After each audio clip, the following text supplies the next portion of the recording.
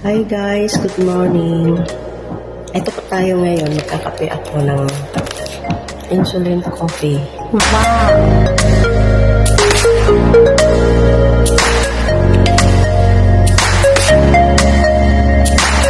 Kasi ito lang yung nakapababa ng blood sugar ko.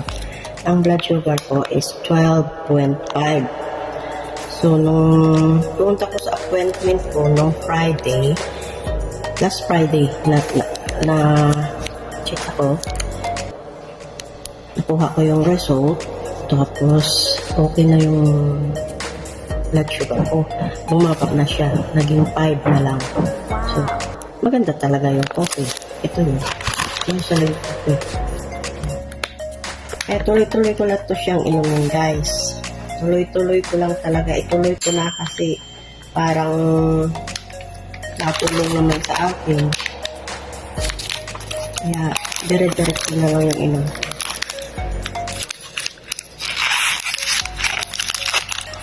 Para naman ay gumaling kung ano yung mga nararamdaman.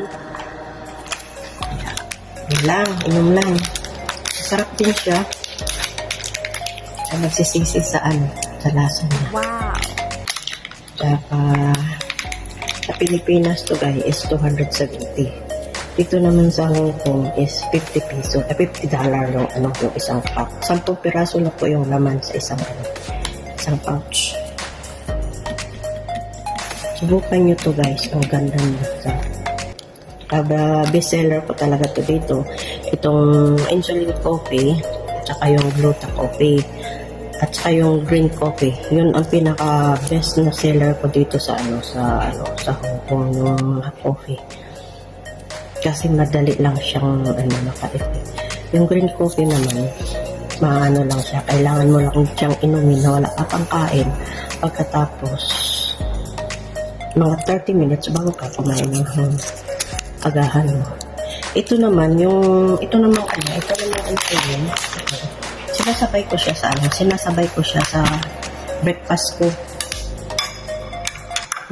ko. Malakas ang kumain guys. Nakain ko ng tatlong slice ng bread. Tapos itong coffee. Hanggang tanghali na yan. Tapos sa tanghali naman,